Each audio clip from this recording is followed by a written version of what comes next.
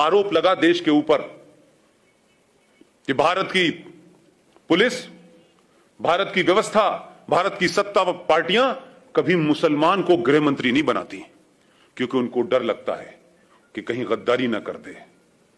हमने कहा कि शायद ऐसा होता होगा, शायद यही वजह है 1989 में वीपी सिंह की सरकार में भारत का पहला मुसलमान गृह मंत्री बना 8 दिसंबर 1989 को, 89 को। उस आदमी का नाम था मुफ्ती मोहम्मद सईद। 8 दिसंबर को बनता है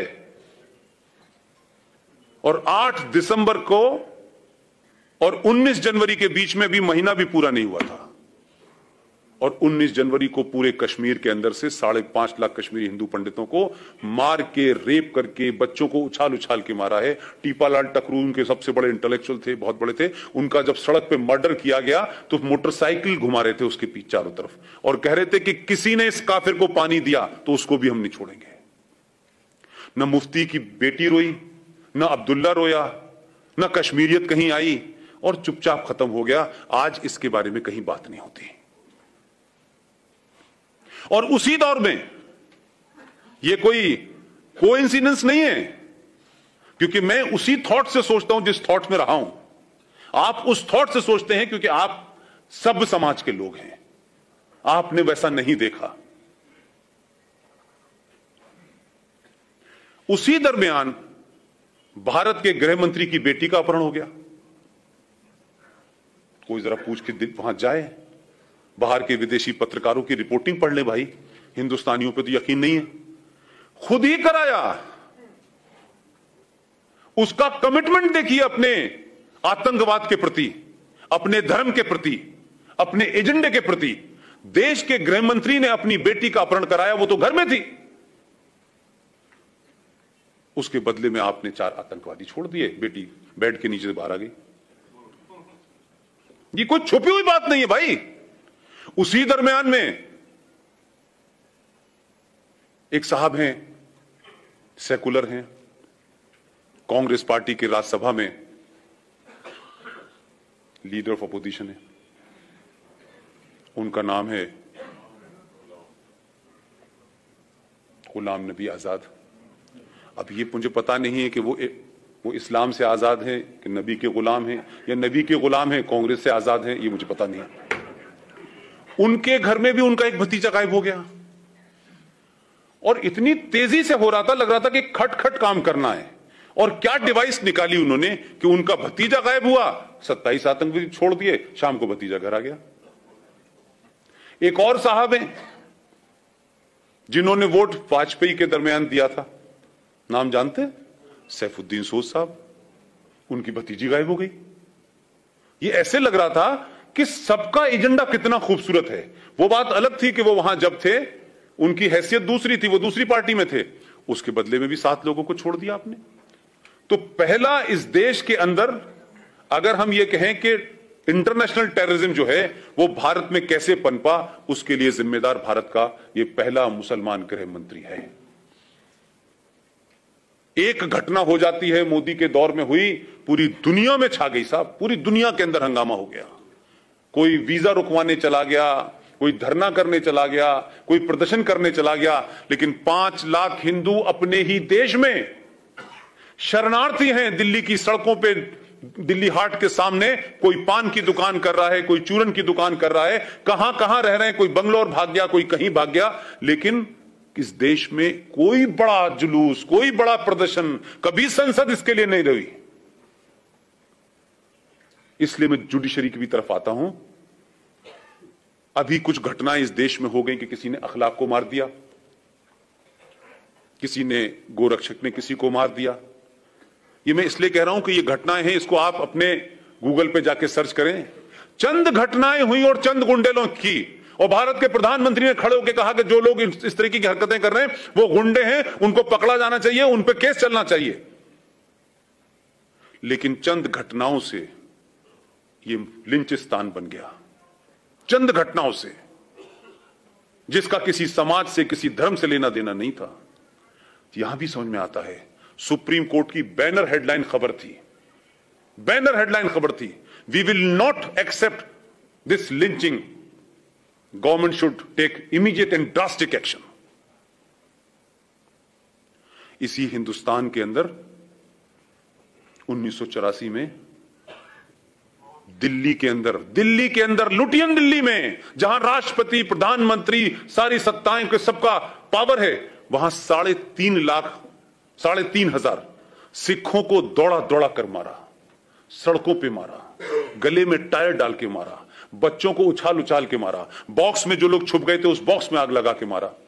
भाई साहब, सुप्रीम कोर्ट ने कभी नहीं कहा कि इस देश में अगर मॉब लिंचिंग पहली हुई थी तो वो तो ये थी, कभी नहीं बोली। 3.5 लाख और 5 लाख कश्मीरी हिंदू पंडितों के साथ किया, वो मॉब लिंचिंग नहीं थी। लेकिन सुप्रीम कोर्ट का पाखंड और ड्रामा देखिए कि सुप्रीम कोर्ट क्या कर रही है। सुप्रीम कोर्ट भारत की सेनाओं को डायरेक्शन दे रही है। क्या डायरेक्शन है साहब? कि देखिए, आप जब आतंकवादी से लड़ें तो ये जो पीछे जो आपके देशभक्त लोग हैं जो आप पे पत्थर मारते हैं, क्योंकि भटके हुए लोगों ने पता नहीं पत्थर कहां मारना था तो गलती से आप पे मार रहे हैं, लिहाजा आप इन पे गोली ना चलाएं, आप इनके ऊपर प्लास्टिक की गोली चलाएं। सेना का एक आदमी विदेशी आतंकवादियों से लड़ रहा है, उसका मुंह इधर है, फिर वो अपनी बंदूक से प्लास्टिक की गोली डाले फिर इधर चलाए। जब उनसे कहा कि ऐसा मुमकिन नहीं है, बोले नहीं, उनके ऊपर पानी डालें, गर्म पानी डालें। तो वो पहाड़ों में पहले टैंक लेके जाए अपने कंधे पे कि पहले मतलब मानसिक दिवालियापन है इस देश के अंदर यार। वही कहता है कि गर्म पानी डालो, ठंडा पानी डालो, प्लास्टिक डालो, और इतनी चिंता होती है कि बाकायदा प्लास्टिक की गोलियों की नपाई इंची टेप से करने लगता है सुप्रीम कोर्ट। सुप्रीम कोर्ट को इस बात की चिंता है कि मुंबई की दही हांडी की लंबाई कितनी है भाई, ये ज्यादा हो गई आधी इंच तो भाई साहब पे केस चलेगा। महाकाल पे पानी कैसे चढ़ेगा, आधे किलो चढ़े, 250 ग्राम चढ़े। लेकिन इसी सुप्रीम कोर्ट ने दिल्ली से सटा हुआ एक 40 किलोमीटर की दूरी पर एक जगह है, एक आदमी, वो गलत था सही था यह विषय नहीं है, वो किसी गलत काम में पकड़ा गया। यह बात अलग है कि वो भी वही सब कर रहा था।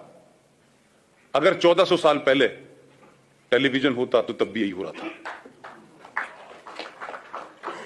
तो सुप्रीम कोर्ट ने हुआ क्या कि जब आपने कहा कि राम रहीम का ये जो पूरा इसका वो बना हुआ है, इसको ध्वस्त करना है और यहां बड़ी गंदगी हो रही है, बड़ी मारकाट हो रही है, तो सुप्रीम कोर्ट की बात सुनने से पहले आप ये देखिए कि मात्र दिल्ली से 40 किलोमीटर जो एनसीआर का इलाका है जहां सत्ता चलती है, आपने उन लोग जो उस राम रहीम के चाहने वाले थे, राम रहीम गलत था सही था यह विषय नहीं है मेरा, लेकिन राम रहीम के चाहने वालों ने पुलिस को उसकी जो बना हुआ था उसका बड़ा सा आश्रम उसमें जाने से रोका।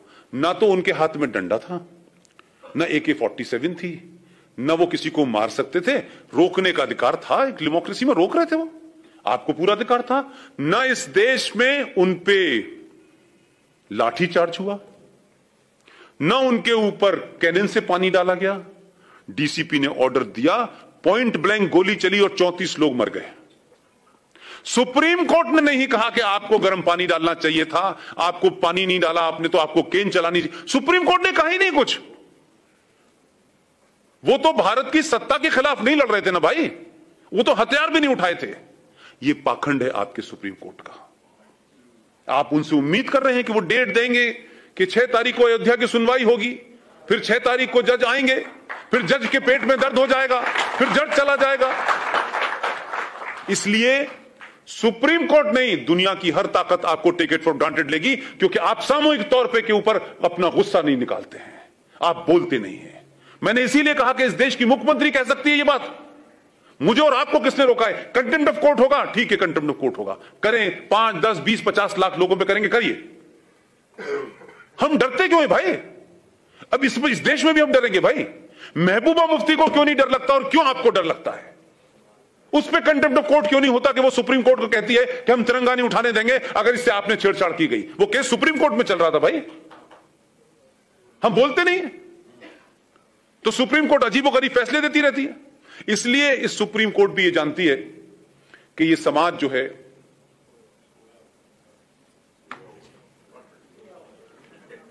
ये बात अलग है कि आप जाग गए, बाकी तो सो ही रहे ना। आपने जगाने भेजा है इसे, वो चौकीदारी करके सीटी बजा बजा के जगा रहा है, लेकिन समझ नहीं रहे वो लोग कि भाई ये जगा रहा है, समझ में नहीं आ रहा। बस वो इतने ही सिंबॉलिक समझ रहे हैं, उसकी फिलॉसफी नहीं समझ पा रहे, क्योंकि उसके समझने के लिए ये चाहिए होता है। मैंने अभी कल परसों के भाषण में कहा, तब लोगों की समझ में आया कि अच्छा ऐसा है। मैंने कहा इसलिए कि आप पढ़ते नहीं हैं, आपको सब चीजें नजर आती हैं जो दिखनी चाहिए, जो नहीं दिख रही वो भी बहुत कुछ बदल रही हैं। इसलिए भारत 1947 में पैदा नहीं हुआ था। भारत की पहचान ताजमहल और लाल किला और कुतुब मीनार नहीं है। भारत की पहचान 5000 साल पुरानी है। आपको एहसास ही नहीं है कि आप किनके वंशज हैं। आपके अंदर का पुरुषार्थ समाप्त हो चुका है। आपका आदमी एक कहानी सुना करके पहले मन की बात में लोगों को बताने की कोशिश करता है कि भैया ऐसे समझाओ। मैं प्रधानमंत्री की कुर्सी पर बैठने के बाद इतने ही कह सकता हूं, किसी की समझ में नहीं आ रहा। लोगों ने उसको कहानी सुना जैसे कोई दादी और नानी ने सुना दी हो। 3 बार जब मैंने लोगों से कहा अच्छा साहब ये मतलब था, मैंने कहा भाई साहब ट्यूबलाइट है क्या आप? पहले मन की बात और पहली पार्लियामेंट की स्पीच को सिर्फ पर्पस से सुनिए। अगर ऐसी सोच के लोग 10-20 भी हो जाएंगे, आपका काम हो जाएगा। लेकिन मेरा कहना है कि समाज क्यों नहीं उस तरफ बढ़ रहा? आप नैरेटिव क्यों नहीं निकाल पा रहे? ये आपको क्या दिक्कत है? आप बोल ही नहीं रहे। इसीलिए राष्ट्रपति भवन के अंदर अब इफ्तार नहीं दिया जा रहा।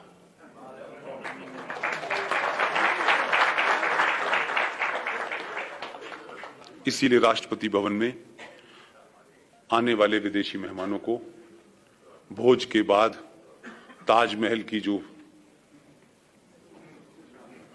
वो पहचान थी ना भारत की, क्योंकि हम लोग तो वहां ताज से चाय पी रहे थे, हमें क्या पता था ये पहचान भी बन जाएगी। वो दी जा रही थी कि ये भारत की पहचान है हर विदेशी आदमी को। एक कब्र, ताजमहल एक खूबसूरत कब्र है कि नहीं है? भाई दुनिया में कौन सा आदमी होगा कि आपके घर में कोई कभी कब्र अपने घर में जाके लग दीजिए? आप सोचो ना थोड़ी देर के लिए भाई। उसने कहा प्रणब मुखर्जी साहब से कि ये हम क्यों देते हैं, तो बोले ये तो परंपरा चली आ रही है। प्रणब मुखर्जी पहली बार मिल रहे थे, उन्हें पता नहीं है तो परंपरा तोड़ने का आदी है। अब उन्होंने कहा कि भाई ठीक है, बात खत्म हो गई। वो गए ही नहीं, वहीं राष्ट्रपति भवन में तय करके आया, वहीं के वहीं हिसाब करा उसने वहीं से अपनी टीम को बुलाया, राष्ट्रपति को बिठवाया, उनसे सिग्नेचर लिए और कहा कि अब दुनिया के सबसे बेहतरीन पब्लिशर जो है वो गीता बनाएगा और गीता भारत की पहचान दी जाएगी।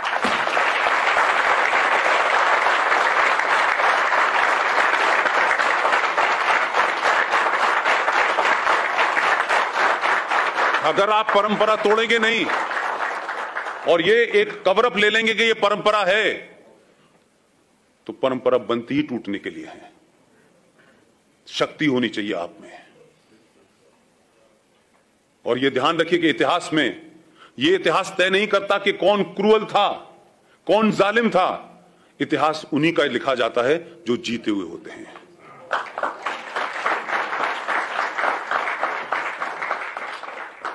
आज आप पूरे दिल्ली के अंदर 57 सड़कें हैं, Aurangzeb road, Babar road, Akbar road, Shahjahan road, Humayun road, ये सारी रोड हैं। इन सब ने क्या किया आपको पता है? लेकिन इतिहास में जीते हुए थे, इसीलिए इनका इतिहास है। आप जब 2014 में जिस डॉक्टर को आपने जिताया, पहला आर्टिकल पढ़िए, वॉशिंगटन पोस्ट का एडिटोरियल पढ़िए। किसी ने पढ़ा? आप में से किसी ने पढ़ा? देखिए मेरे बीच में बैठे हुए हैं, ये हर आदमी को पता होना चाहिए कि वॉशिंगटन पोस्ट ने अपना पहला एडिटोरियल मोदी के जीतने पे क्या लिखा था। उसकी क्रक्स बता रहा हूं। उसमें सिर्फ इतनी बात कही गई कि भारत, आजाद भारत में पहली बार भारतीय सरकार बनी है।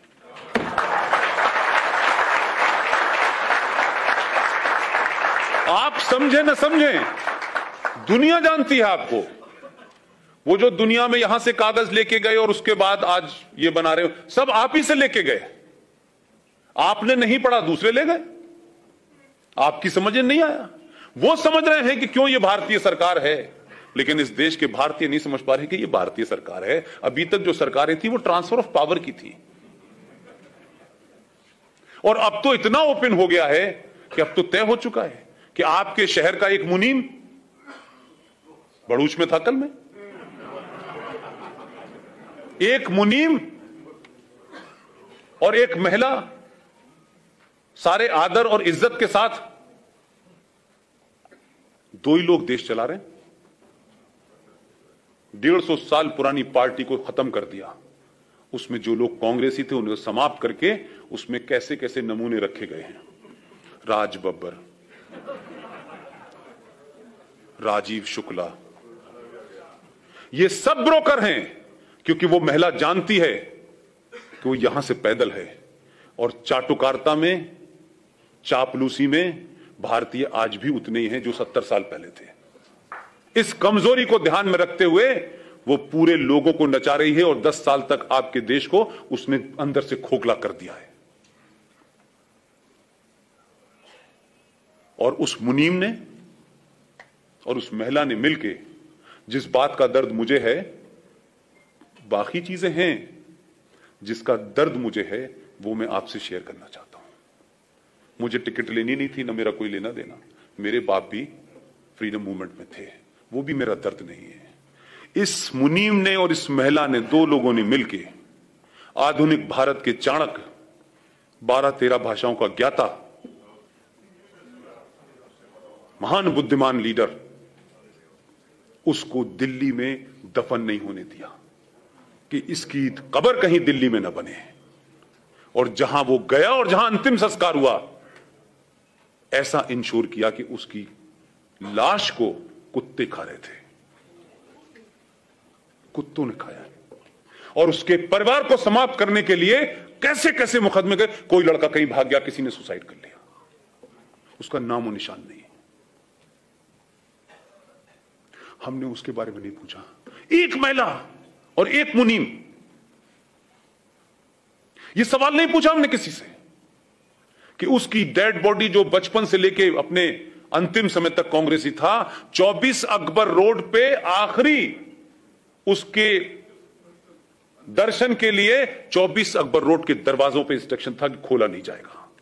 वो प्राइवेट लिमिटेड बना देती है इस आधुनिक भारत में। तो भाई, अंग्रेज तो थोड़े बहुत ज्यादा थे, तब आप उनके चाटुकारिता कर रहे थे, तब आप उनके पीछे लगे हो, तो समझ में आता है। आज तो 100% आप थे। एक महिला ने आपको 10 साल नचा के रखा, हम कोई नहीं बोले, क्योंकि नरसिम्हा राव से हमारा कोई संबंध नहीं है। वो इस पार्टी का था, उस पार्टी का था, लेकिन आधुनिक भारत का चाणक्य था। बहुत पास से मैंने चीजें देखी हैं उनकी, और एक चीज तो वो पूरी दुनिया के सामने करके गए।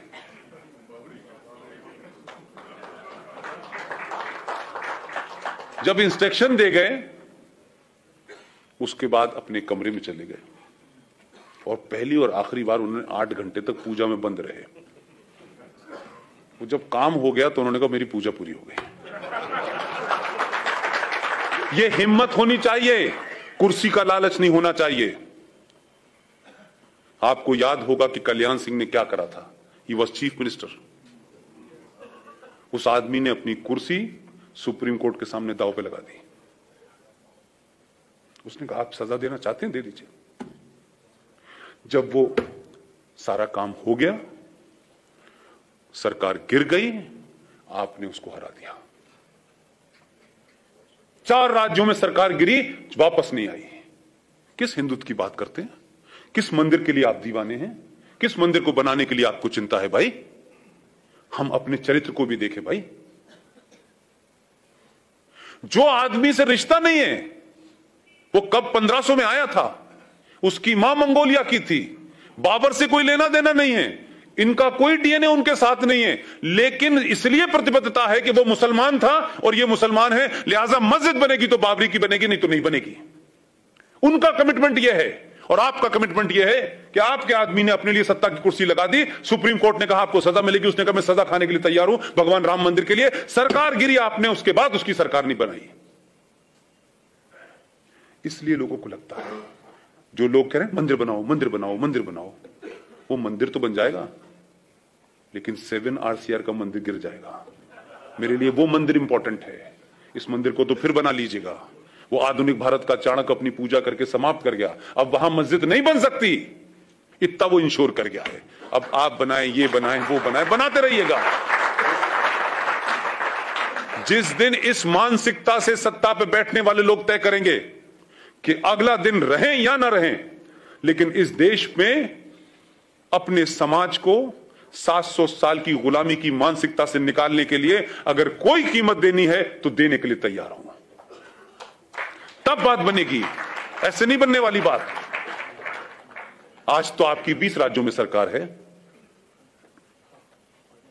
मात्र 40 MP होने के बाद पूरे देश में हंगामा रहता है। हर छोटी छोटी बात पर नैरेटिव बन जाता है। हम नैरेटिव क्यों नहीं बनाते भाई? हम जगह जगह सवाल क्यों नहीं खड़ा करते? हम इन लोगों को क्यों नहीं पकड़ते जो जब घूम रहे हैं, ये NGO के पैसे पे जो पल रहे थे? सब काम मोदी का है, सब काम प्राइम मिनिस्टर करेगा, सब योगी करेगा, कुछ हम भी करेंगे कि नहीं करेंगे भाई? हमारी कोई जिम्मेदारी नहीं समाज के प्रति। लाइट चली गई यार, मोदी बड़ा पागल आदमी, क्या लाइट चली गई यार, बताइए क्या आदमी? नहीं हटाओ यार। हम इतने बौने और छोटे हो गए। कितने लोगों ने कोशिश की। अभी JNU में 2 महीने पहले मुझे गलती से वहां बुला लिया था उन्होंने, सावरकर के एक उनकी पुण्यतिथि के ऊपर। मैंने उनसे कहा आप JNU में आइए, सावरकर के ऊपर 3 घंटे का जो नाटक बना है वो करिए, और वाइस चांसलर से कह के मैंने कहा सावरकर की ये मूर्ति हम देख के जा रहे हैं, इसे जब दिल चाहे जब लगवा दीजिएगा। आप सोच सकते हैं JNU में हो सकता है? सावरकर के ऊपर 3 घंटे का प्रोग्राम हमने कराया।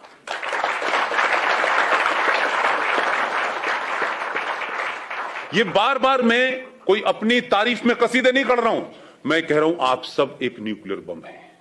अपनी शक्ति को पहचानिए, कमाइए पैसा, सब कुछ कीजिए। अगर सब कुछ रहेगा तब हम आप रहेंगे। ये सब कुछ रहने वाला नहीं है। ये बड़ा आर्टिफिशियल दिख रहा है कि देश चल रहा है। जो स्थिति है 10 साल से ज्यादा नहीं चलेगा। हम पीस खरीद रहे हैं, ठोड़ियों में हाथ डाल के पीस खरीद रहे हैं। और किन से खरीद रहे हैं? दंगाइयों से, तोड़ने वालों से ठोड़ी में हाथ डाल रहे हैं कि भाई देखो हमने, अरे तुमने 30,000 मंदिर तोड़े, तुमने नहीं तोड़े, उन्होंने तोड़े। अब ये मुझे समझ नहीं आया कि भारत सरकार का कौन सा ऐसा डॉक्यूमेंट है कि जो जब जा रहे थे तो इनको वसीयत कब करके चले गए? ये जो रहमानी, सलमानी, शैतानी जो आते हैं टेलीविजन पे, इनको वसीयत कब करी उन्होंने कि भाई तुम हमारे असली वारिस हो, हम मकान तुम्हारे नाम कर जा रहे हैं, तुम कुंडी ताला लगाते रहना यहां। वो लोग आपको डरा रहे हैं। उनके पास कुछ भी ऐसा नहीं है कि वो दुनिया को ये कहें कि हमने 1400 साल में इस दुनिया को एक सुई बना के दी है। 1400 साल की हिस्ट्री में एक चीज बता दीजिए मुझे जो उस सिविलाइजेशन ने बनाई हो और दुनिया की किसी सिविलाइजेशन को दी हो। पूरे दावे के साथ कह रहा हूं। हां, 1400 साल में उन्होंने एक चीज जरूर बनाई है जो आप में से किसी ने नहीं देखी, वो मैंने लाइव देखी है। 1400 साल में इस्लामिक रिपब्लिक ऑफ पाकिस्तान ने एक बम इजाद किया है। वो बम क्या है? अफगानिस्तान और का जो बॉर्डर लगता है खैबर पख्तूनख्वा के साथ, जिसको बहुत पहले हम लोग नॉर्थ वेस्ट फ्रंटियर पाकिस्तान कहा करते थे, अब वो खैबर पख्तूनख्वा यानी KPK कहलाता है। वो पठानों का इलाका है जहां से खान अब्दुल गफ्फार खां आया करते थे, जिनको आप सीमांत गांधी कहते थे, फ्रंटियर गांधी भी कहते थे आप। वो बॉर्डर वहां लगता है और वहां एक जगह है चमन बॉर्डर, जहां कोई जा नहीं सकता।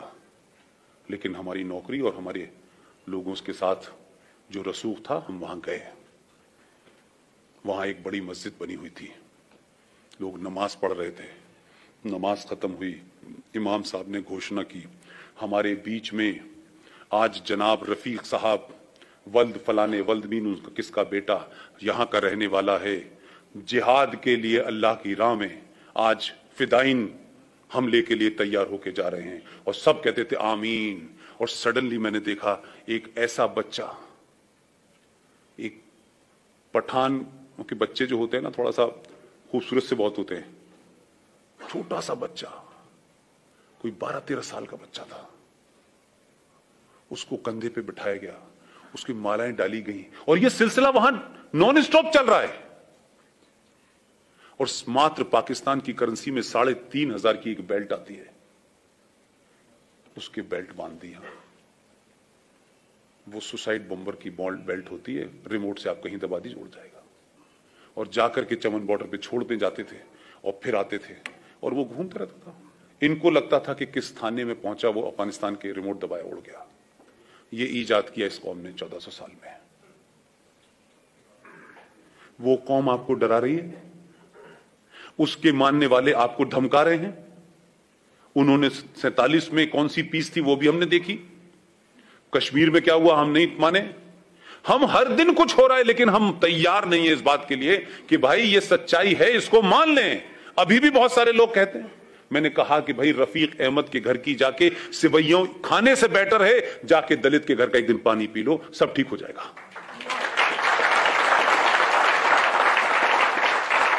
आप इसलिए नहीं हार रहे कि आप में पुरुषार्थ की कमी है, इसलिए नहीं हार रहे।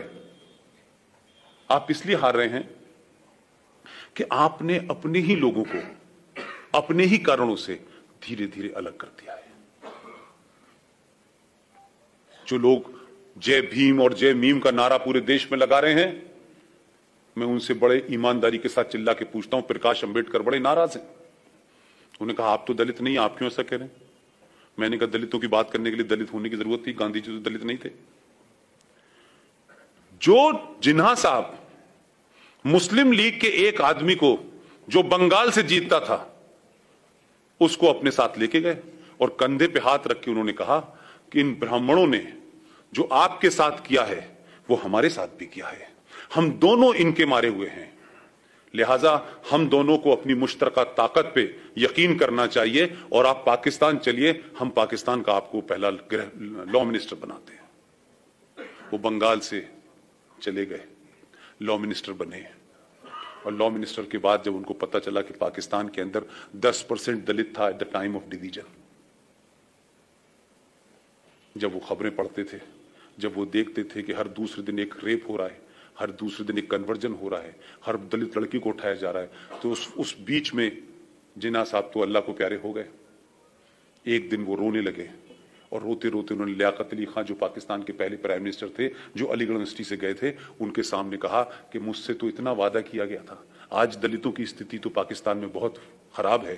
तो उनसे जो शब्द बोले गए, आप लोग गूगल पे जाइएगा और जोगिंदर नाथ मंडल पाकिस्तान के पहले लॉ मिनिस्टर का पूरा लेटर पढ़ लीजिएगा, आपको सच्चाई पता चल जाएगी। हमारे ऊपर तो बड़ा इस बात का निगाह रखी जाती है कि किस दलित को हमने छेड़ दिया। आज हमने तो संविधान में भी कर दिया, संविधान के बाद नाजायज चीजों को भी मान लिया और गली मोहल्ले में सब जगह अंबेडकर की मूर्ति लगा दी, अपनी लड़की देके अंबेडकर के साथ शादी भी कर ली, अंबेडकर को महान भी बनाया, उनको ओहदा भी दिया, लॉ मिनिस्टर भी बनाया, संविधान भी लिखा। उसके बाद भी हमारे ऊपर आरोप है कि आज भी दलितों के साथ ब्राह्मण और अपर कास्ट बड़ी जातियां करती है। और जिनके भरोसे पे गए थे वहां से रोते हुए आए और इस देश को पता नहीं चला कि जोगिंदर नाथ मंडल पाकिस्तान के पहले लॉ मिनिस्टर कहां गुम हो गए, कहां मरे, कहां नहीं मरे, उनका पता नहीं चला। हमने उससे नहीं सीखा, हमने अपने लोगों को धीरे धीरे अपनी वही आदत रखी और आज जय भीम और जय मीम हो रहा है, वही दोहराया जा रहा है। उनको एजेंडा पता है कि हिंदू की जो लार्जर फैमिली है, जो लोग लड़ सकते हैं हमसे, जो लड़ते वक्त हमसे पूछेंगे नहीं, उन लोगों को धीरे धीरे एक एजेंडे के तहत आपसे अलग किया जा रहा है। आपके अंदर की ताकत कैसे कमजोर हो, उन्होंने इसका इंतजाम कर लिया है। पूरी दुनिया के अंदर, चाइना में इस्लाम के मानने वालों के साथ क्या हो रहा है ये पता है आप लोगों को? सबको पता है। भारत में भी हर मुसलमान को पता है, पाकिस्तान को पता है, लेकिन एक संगठन है जिसमें भारत की विदेश मंत्री को पहली बार गेस्ट ऑफ ऑनर दिया था, वो भी आयतें पढ़ रही थी वहां। इस्लामिक नेशंस का एक संगठन है, वो संगठन हर बार 6 महीने बाद एक प्रस्ताव लाता है और वो प्रस्ताव चीन के खिलाफ होता है कि चीन में मुसलमानों के साथ ज्यादती हो रही है, ना दाढ़ी रखने पे सवाल है, मोहम्मद नाम नहीं रख सकते, 5 वक्त की नमाज नहीं पढ़ सकते, अगर जिस चटाई पे नमाज पढ़ी है उसको आपको जमा करने जाना है, मस्जिदों को आपने कहा है इस आकार की नहीं इस आकार की बनेंगी, रमजान 8 घंटे का नहीं होगा 3 घंटे का होगा, लिखित में आदेश है, वगैरह वगैरह।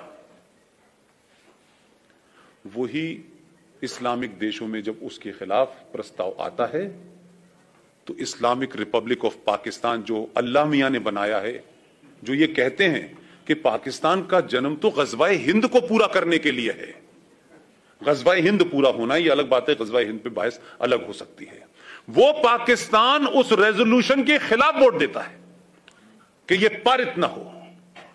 और वो गठजोड़ में इसलिए आपको समझाने की कोशिश कर रहा हूं, सिर्फ उसमें एक ही दोनों के बीच में मुआहदा है कि तुम्हें इन मुसलमानों की दाढ़ी काटनी है काटो, मारो पीटो, कुछ मत करो, लेकिन यूएनओ के अंदर अजहर मसूद को तुम्हें बचाना है। यह गठजोड़ आपको समझ आता है कि नहीं आता है कि उसने अजहर मसूद को बचाना है, उसके खिलाफ प्रस्ताव आएगा तो हम चुप रहेंगे। वो पाकिस्तान जिसको कश्मीर में मुसलमानों की चिंता है, कटिहार के मुसलमानों की चिंता है, रामपुर के मुसलमानों की चिंता है, धारा 370 की चिंता है, वो पब्लिकली नहीं कहता, अंदर अंदर ये भी खेल है। इससे आप एक बात निकालें जो मुझे अपने मतलब की नजर आती है, जब आप मजबूत होते हैं ना तो आपके खिलाफ भी प्रस्ताव नहीं आता। आपको बुलाया इस्लामिक देशों ने गेस्ट ऑफ ऑनर करके, और जो फाउंडर था वो नहीं आया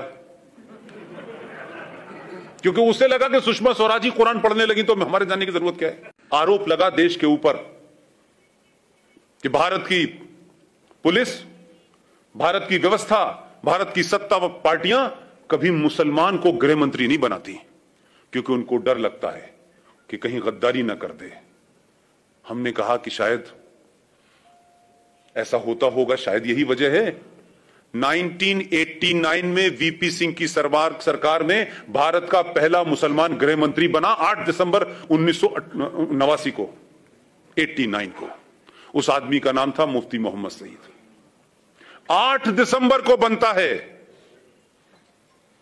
और 8 दिसंबर को और 19 जनवरी के बीच में भी महीना भी पूरा नहीं हुआ था, और 19 जनवरी को पूरे कश्मीर के अंदर से 5.5 लाख कश्मीरी हिंदू पंडितों को मार के, रेप करके, बच्चों को उछाल उछाल के मारा है। टीपालाल टकरू उनके सबसे बड़े इंटेलेक्चुअल थे, बहुत बड़े थे। उनका जब सड़क पे मर्डर किया गया तो मोटरसाइकिल घुमा रहे थे उसके पीछे चारों तरफ और कह रहे थे कि किसी ने इस काफिर को पानी दिया तो उसको भी हम नहीं छोड़ेंगे।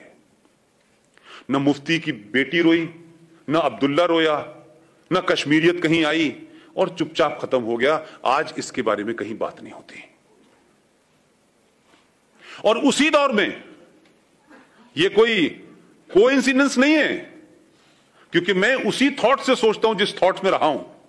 आप उस थॉट से सोचते हैं क्योंकि आप सब समाज के लोग हैं, आपने वैसा नहीं देखा। उसी दरमियान भारत के गृह मंत्री की बेटी का अपहरण हो गया। कोई जरा पूछ के वहां जाए, बाहर के विदेशी पत्रकारों की रिपोर्टिंग पढ़ ले भाई, हिंदुस्तानियों पे तो यकीन नहीं है। खुद ही कराया। उसका कमिटमेंट देखिए अपने आतंकवाद के प्रति, अपने धर्म के प्रति, अपने एजेंडे के प्रति। देश के गृह मंत्री ने अपनी बेटी का अपहरण कराया, वो तो घर में थी। उसके बदले में आपने 4 आतंकवादी छोड़ दिए, बेटी बेड के नीचे से बाहर आ गई। ये कोई छुपी हुई बात नहीं है भाई। उसी दरमियान में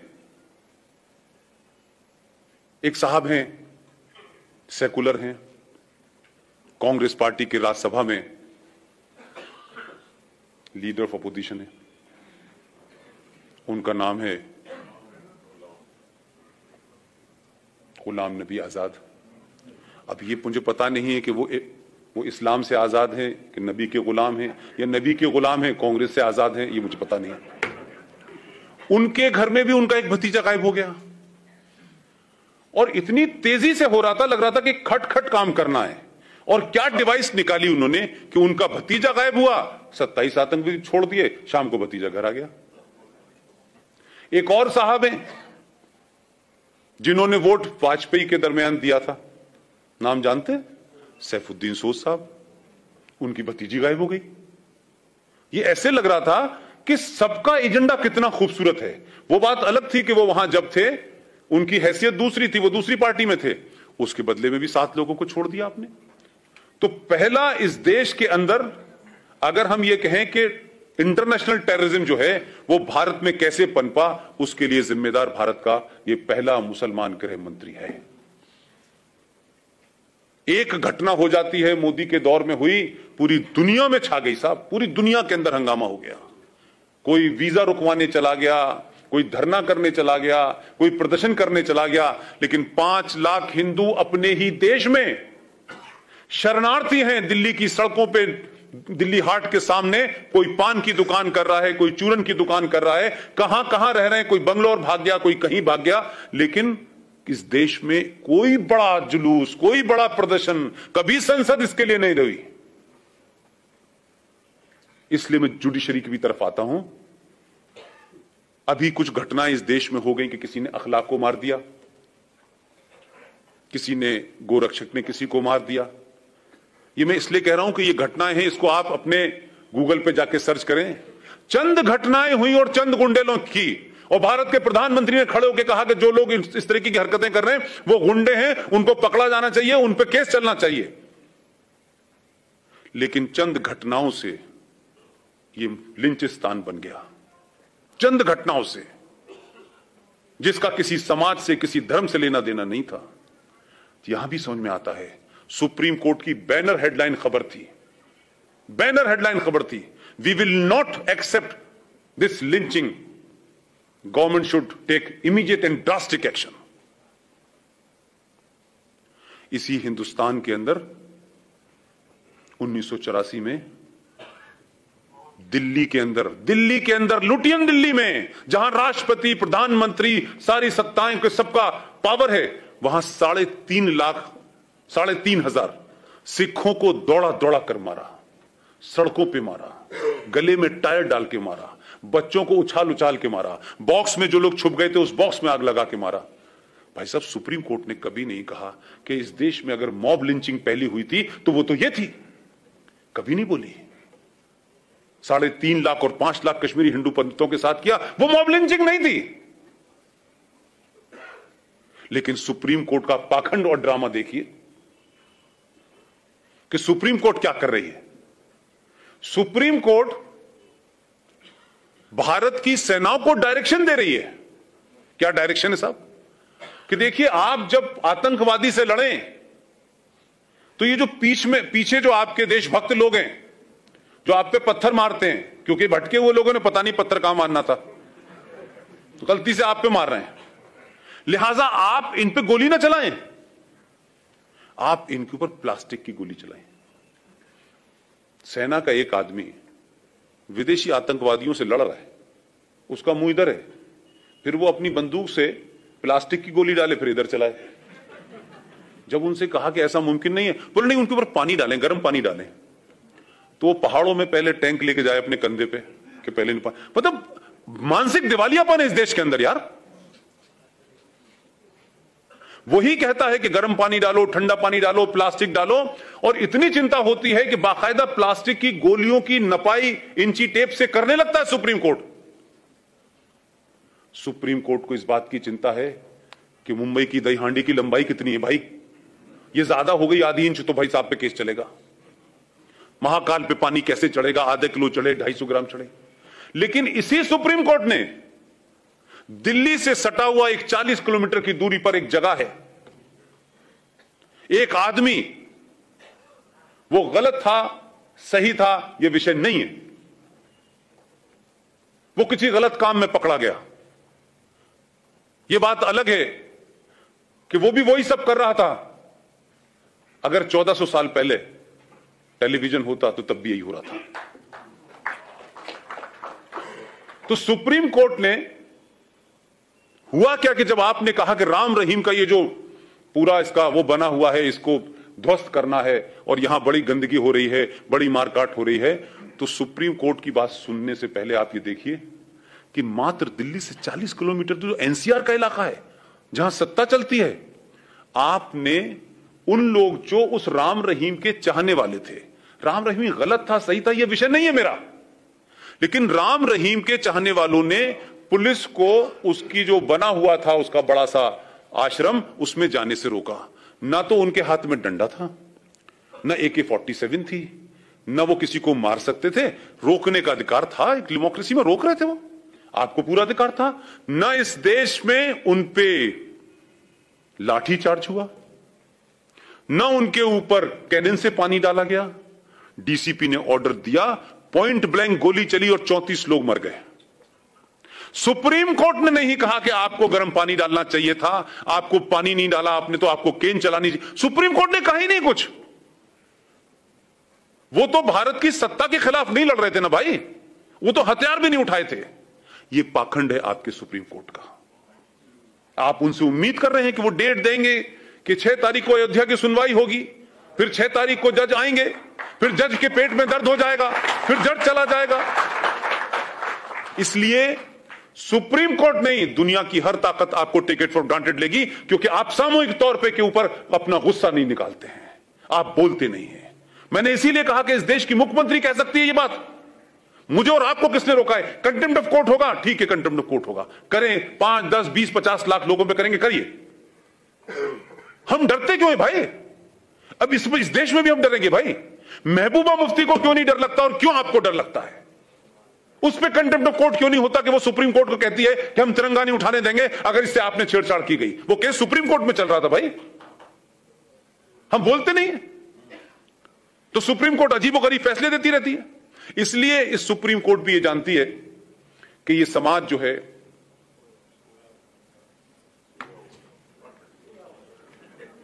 ये बात अलग है कि आप जाग गए, बाकी तो सो ही रहे ना।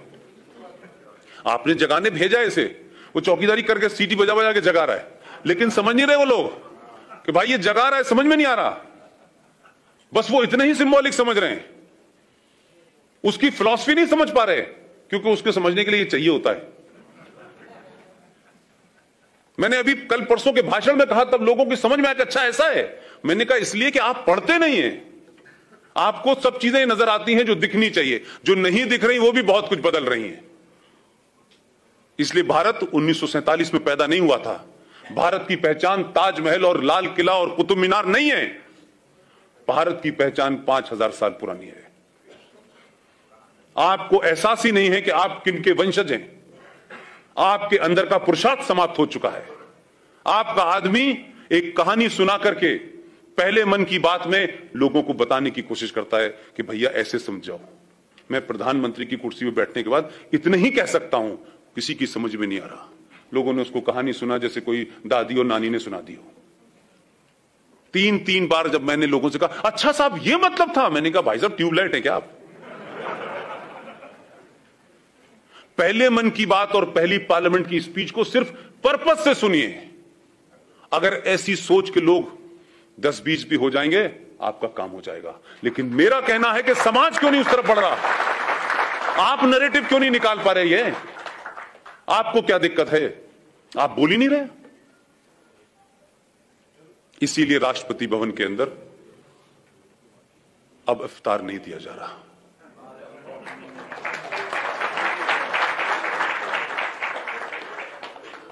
इसीलिए राष्ट्रपति भवन में आने वाले विदेशी मेहमानों को भोज के बाद ताजमहल की जो वो पहचान थी ना भारत की, क्योंकि हम लोग तो वहां ताज से चाय पी रहे थे, हमें क्या पता था ये पहचान भी बन जाएगी। वो दी जा रही थी कि ये भारत की पहचान है हर विदेशी आदमी को। एक कब्र, ताजमहल एक खूबसूरत कब्र है कि नहीं है? भाई दुनिया में कौन सा आदमी होगा कि आपके घर में कोई भी कब्र अपने घर में जाके लग दीजिए? आप सोचो ना थोड़ी देर के लिए भाई। उसने कहा प्रणब मुखर्जी साहब से कि ये हम क्यों देते हैं, तो बोले ये तो परंपरा चली आ रही है। प्रणब मुखर्जी पहली बार मिल रहे थे, उन्हें पता नहीं है तो परंपरा तोड़ने का आदी है। अब उन्होंने कहा कि भाई ठीक है, बात खत्म हो गई।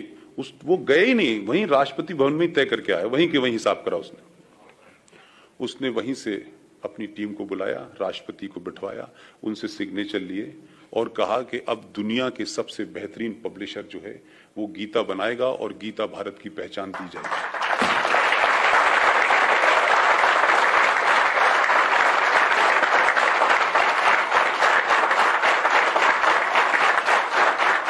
अगर आप परंपरा तोड़ेंगे नहीं और ये एक कवर अप ले लेंगे कि ये परंपरा है, तो परंपरा बनती ही टूटने के लिए है। शक्ति होनी चाहिए आप में। और ये ध्यान रखिए कि इतिहास में ये इतिहास तय नहीं करता कि कौन क्रूअल था, कौन जालिम था। इतिहास उन्हीं का लिखा जाता है जो जीते हुए होते हैं।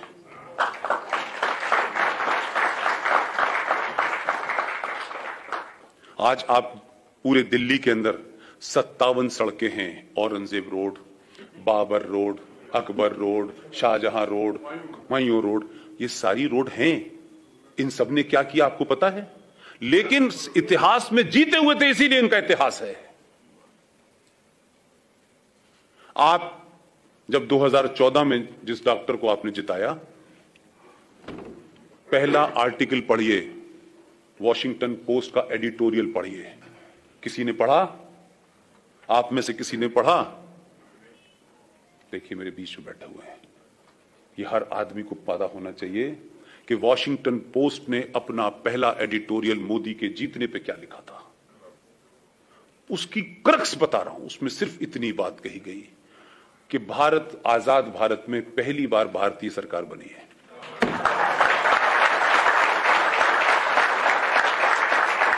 आप समझे न समझे, दुनिया जानती है आपको।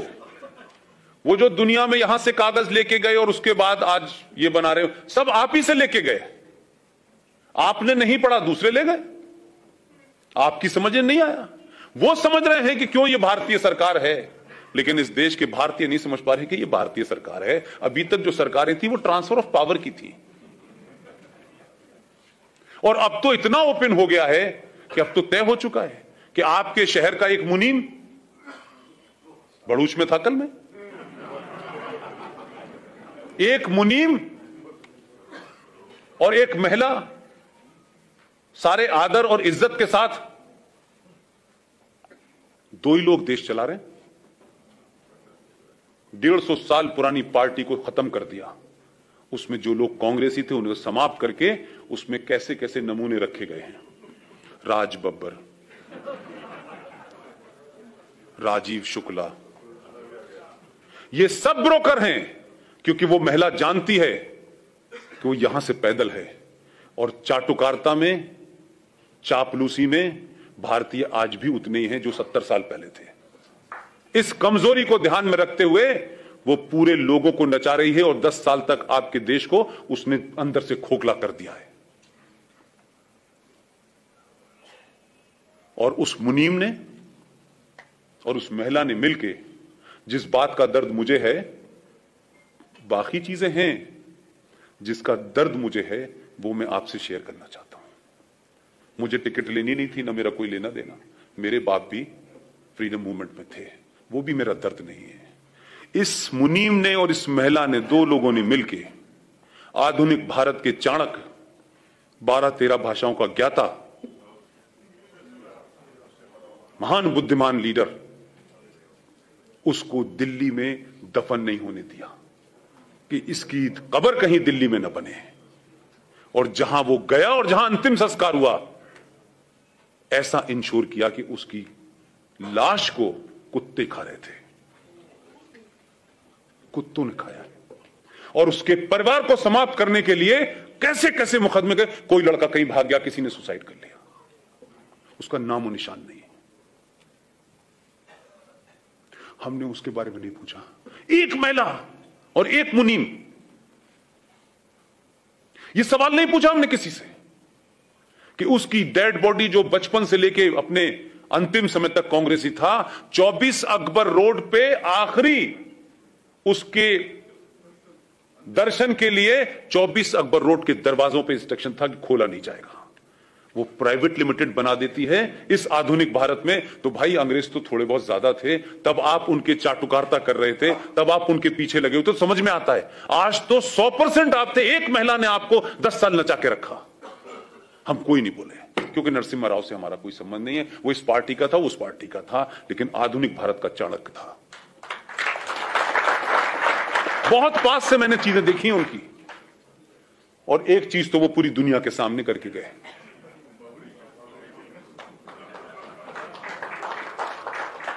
जब इंस्ट्रक्शन दे गए, उसके बाद अपने कमरे में चले गए, और पहली और आखिरी बार उन्होंने 8 घंटे तक पूजा में बंद रहे। वो जब काम हो गया तो उन्होंने कहा मेरी पूजा पूरी हो गई। ये हिम्मत होनी चाहिए, कुर्सी का लालच नहीं होना चाहिए। आपको याद होगा कि कल्याण सिंह ने क्या करा था। He was chief minister. उस आदमी ने अपनी कुर्सी सुप्रीम कोर्ट के सामने दांव पे लगा दी। उसने कहा आप सजा देना चाहते हैं, दे दीजिए। जब वो सारा काम हो गया, सरकार गिर गई, आपने उसको हरा दिया। 4 राज्यों में सरकार गिरी, वापस नहीं आई। किस हिंदुत्व की बात करते हैं? किस मंदिर के लिए आप दीवाने हैं? किस मंदिर को बनाने के लिए आपको चिंता है भाई? हम अपने चरित्र को भी देखें भाई। जो आदमी से रिश्ता नहीं है, वो कब 1500 में आया था, उसकी मां मंगोलिया की थी, बाबर से कोई लेना देना नहीं है, इनका कोई डीएनए उनके साथ नहीं है, लेकिन इसलिए प्रतिबद्धता है कि वो मुसलमान था और ये मुसलमान है, लिहाजा मस्जिद बनेगी तो बाबरी की बनेगी, नहीं तो नहीं बनेगी। उनका कमिटमेंट यह है, और आपका कमिटमेंट यह है कि आपके आदमी ने अपने लिए सत्ता की कुर्सी लगा दी। सुप्रीम कोर्ट ने कहा आपको सजा मिलेगी, उसने कहा मैं सजा खाने के लिए तैयार हूं भगवान राम मंदिर के लिए। सरकार गिरी आपने, उसके बाद उसकी सरकार नहीं बनाई। इसलिए लोगों को लगता है, जो लोग कह रहे हैं मंदिर बनाओ मंदिर बनाओ मंदिर बनाओ, वो मंदिर तो बन जाएगा, लेकिन 7 RCR का मंदिर गिर जाएगा। मेरे लिए वो मंदिर इंपॉर्टेंट है। इस मंदिर को तो फिर बना लीजिएगा। वो आधुनिक भारत का चाणक्य अपनी पूजा करके समाप्त कर गया, अब वहां मस्जिद नहीं बन सकती, इतना वो इंश्योर कर गया है। अब आप बनाएं, ये बनाएं, वो बनाएं, बनाते रहिएगा।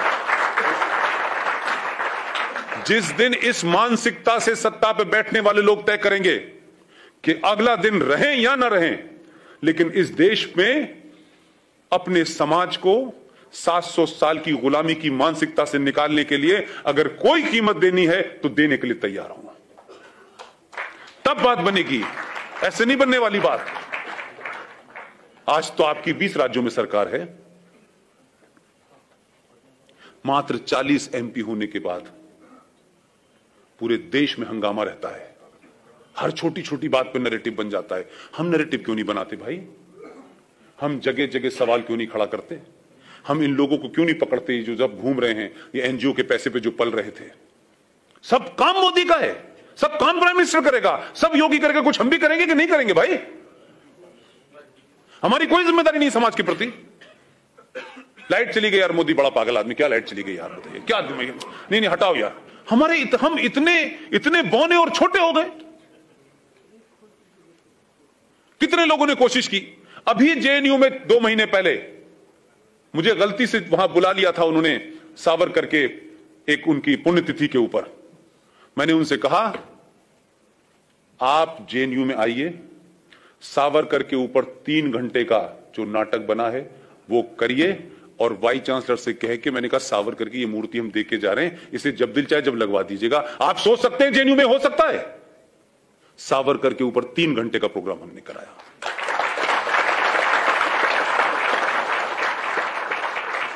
ये बार बार मैं कोई अपनी तारीफ में कसीदे नहीं कर रहा हूं, मैं कह रहा हूं आप सब एक न्यूक्लियर बम है। अपनी शक्ति को पहचानिए, कमाइए पैसा, सब कुछ कीजिए। अगर सब कुछ रहेगा तब हम आप रहेंगे। ये सब कुछ रहने वाला नहीं है। ये बड़ा आर्टिफिशियल दिख रहा है कि देश चल रहा है। जो स्थिति है 10 साल से ज्यादा नहीं चलेगा। हम पीस खरीद रहे हैं, ठोड़ियों में हाथ डाल के पीस खरीद रहे हैं। और किन से खरीद रहे हैं? दंगाइयों से, तोड़ने वालों से ठोड़ी में हाथ डाल रहे हैं कि भाई देखो हमने, अरे तुमने 30,000 मंदिर तोड़े, तुमने नहीं तोड़े, उन्होंने तोड़े। अब ये मुझे समझ नहीं आया कि भारत सरकार का कौन सा ऐसा डॉक्यूमेंट है कि जो जब जा रहे थे तो इनको वसीयत कब करके चले गए। ये जो रहमानी सलमानी शैतानी जो आते हैं टेलीविजन पे, इनको वसीयत कब करी उन्होंने कि भाई तुम हमारे असली वारिस हो, हम मकान तुम्हारे नाम कर जा रहे हैं, तुम कुंडी ताला लगाते रहना यहां। वो लोग आपको डरा रहे हैं। उनके पास कुछ भी ऐसा नहीं है कि वो दुनिया को ये कहें कि हमने 1400 साल में इस दुनिया को एक सुई बना के दी है। 1400 साल की हिस्ट्री में एक चीज बता दीजिए मुझे जो उस सिविलाइजेशन ने बनाई हो और दुनिया की किसी सिविलाइजेशन को दी हो। पूरे दावे के साथ कह रहा हूं। हां, 1400 साल में उन्होंने एक चीज जरूर बनाई है जो आप में से किसी ने नहीं देखी, वो मैंने लाइव देखी है। 1400 साल में इस्लामिक रिपब्लिक ऑफ पाकिस्तान ने एक बम ईजाद किया है। वो बम क्या है? अफगानिस्तान और का जो बॉर्डर लगता है खैबर पख्तूनख्वा के साथ, जिसको बहुत पहले हम लोग नॉर्थ वेस्ट फ्रंटियर पाकिस्तान कहा करते थे, अब वो खैबर पख्तूनख्वा यानी केपीके कहलाता है। वो पठानों का इलाका है जहां से खान अब्दुल गफ्फार खां आया करते थे, जिनको आप सीमांत गांधी कहते थे, फ्रंटियर गांधी भी कहते थे आप।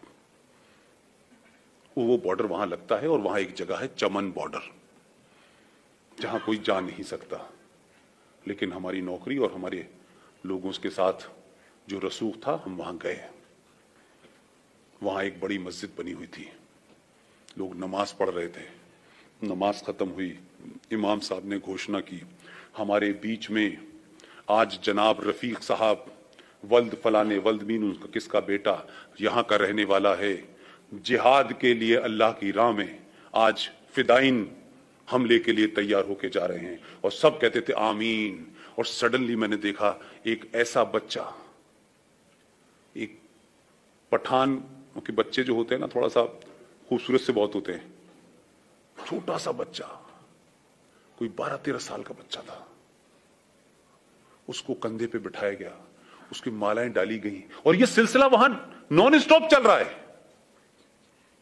और मात्र पाकिस्तान की करेंसी में 3,500 की एक बेल्ट आती है, उसके बेल्ट बांध दी। वो सुसाइड बॉम्बर की बेल्ट होती है, रिमोट से आप कहीं दबा दी उड़ जाएगा। और जाकर के चमन बॉर्डर पे छोड़ते जाते थे और फिर आते थे और वो घूमते रहता था। इनको लगता था कि किस थाने में पहुंचा वो अफगानिस्तान के रिमोट दबाया उड़ गया। ये ईजाद किया इस कौम ने 1400 साल में। वो कौम आपको डरा रही है, उसके मानने वाले आपको धमका रहे हैं। उन्होंने 47 में कौन सी पीस थी वो भी हमने देखी। कश्मीर में क्या हुआ हम नहीं माने। हम हर दिन कुछ हो रहा है लेकिन हम तैयार नहीं है इस बात के लिए कि भाई ये सच्चाई है, इसको मान लें। अभी भी बहुत सारे लोग कहते हैं।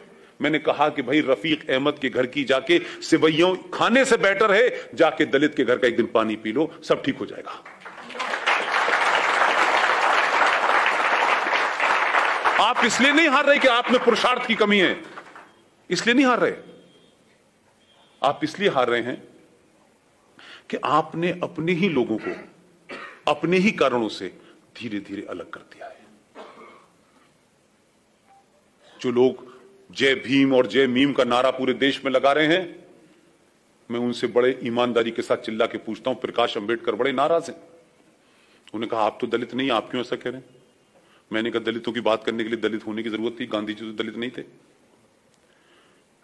जो जिन्हा साहब मुस्लिम लीग के एक आदमी को जो बंगाल से जीतता था उसको अपने साथ लेके गए और कंधे पे हाथ रख के उन्होंने कहा कि इन ब्राह्मणों ने जो आपके साथ किया है वो हमारे साथ भी किया है, हम दोनों इनके मारे हुए हैं, लिहाजा हम दोनों को अपनी मुश्तरका ताकत पे यकीन करना चाहिए और आप पाकिस्तान चलिए, हम पाकिस्तान का आपको पहला लॉ मिनिस्टर बनाते हैं। वो बंगाल से चले गए, लॉ मिनिस्टर बने और लॉ मिनिस्टर के बाद जब उनको पता चला कि पाकिस्तान के अंदर 10% दलित था at the time of division, जब वो खबरें पढ़ते थे, जब वो देखते थे कि हर दूसरे दिन एक रेप हो रहा है, हर दूसरे दिन एक कन्वर्जन हो रहा है, हर दलित लड़की को उठाया जा रहा है, तो उस बीच में जिन्ना साहब तो अल्लाह को प्यारे हो गए। एक दिन वो रोने लगे और रोते रोते उन्होंने लियाकत अली खान, जो पाकिस्तान के पहले प्राइम मिनिस्टर थे, जो अलीगढ़ यूनिवर्सिटी से गए थे, उनके सामने कहा कि मुझसे तो इतना वादा किया गया था, आज दलितों की स्थिति तो पाकिस्तान में बहुत खराब है। तो उनसे जो शब्द बोले गए, आप लोग गूगल पे जाइएगा और जोगिंदर नाथ मंडल, पाकिस्तान के पहले लॉ मिनिस्टर का पूरा लेटर पढ़ लीजिएगा, आपको सच्चाई पता चल जाएगी।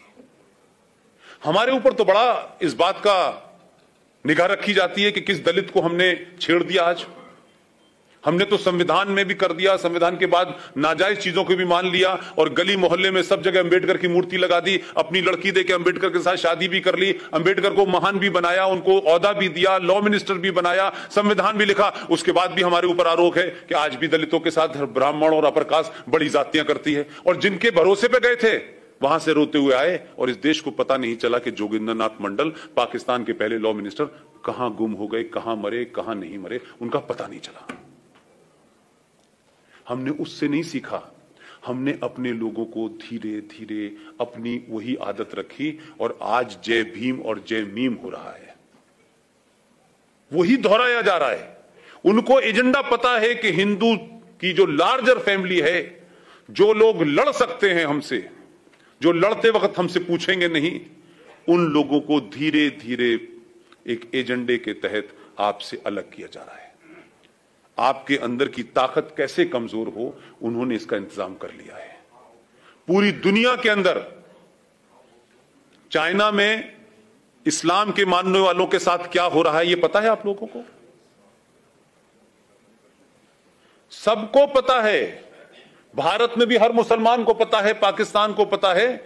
लेकिन एक संगठन है जिसमें भारत की विदेश मंत्री को पहली बार गेस्ट ऑफ ऑनर दिया था, वो भी आयतें पढ़ रही थी वहां। इस्लामिक नेशंस का एक संगठन है। वो संगठन हर बार 6 महीने बाद, हर 6 महीने बाद एक प्रस्ताव लाता है और वो प्रस्ताव चीन के खिलाफ होता है कि चीन में मुसलमानों के साथ ज्यादती हो रही है, ना दाढ़ी रखने पे सवाल है, मोहम्मद नाम नहीं रख सकते, 5 वक्त की नमाज नहीं पढ़ सकते, अगर जिस चटाई पे नमाज पढ़ी है उसको आपको जमा करने जाना है, मस्जिदों को आपने कहा है इस आकार की नहीं इस आकार की बनेंगी, रमजान 8 घंटे का नहीं होगा 3 घंटे का होगा, लिखित में आदेश है, वगैरह वगैरह।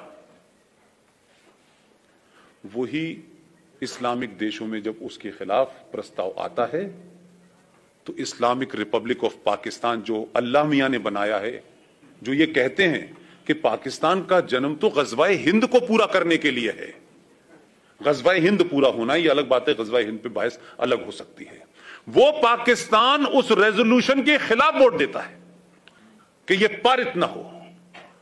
और वो गठजोड़ में इसलिए आपको समझाने की कोशिश कर रहा हूं, सिर्फ उसमें एक ही दोनों के बीच में मुआहदा है कि तुम्हें इन मुसलमानों की दाढ़ी काटनी है काटो, मारो पीटो, कुछ मत करो, लेकिन यूएनओ के अंदर अजहर मसूद को तुम्हें बचाना है। यह गठजोड़ आपको समझ आता है कि नहीं आता है कि उसने अजहर मसूद को बचाना है, उसके खिलाफ प्रस्ताव आएगा तो हम चुप रहेंगे। वो पाकिस्तान जिसको कश्मीर में मुसलमानों की चिंता है, कटिहार के मुसलमानों की चिंता है, रामपुर के मुसलमानों की चिंता है, धारा 370 की चिंता है, वो पब्लिकली नहीं कहता, अंदर अंदर ये भी खेल है। इससे आप एक बात निकालें जो मुझे अपने मतलब की नजर आती है। जब आप मजबूत होते हैं ना तो आपके खिलाफ भी प्रस्ताव नहीं आता। आपको बुलाया इस्लामिक देशों ने गेस्ट ऑफ ऑनर करके, और जो फाउंडर था वो नहीं आया क्योंकि उसे लगा कि सुषमा स्वराज ही कुरान पढ़ने लगी तो हमारे जाने की जरूरत है।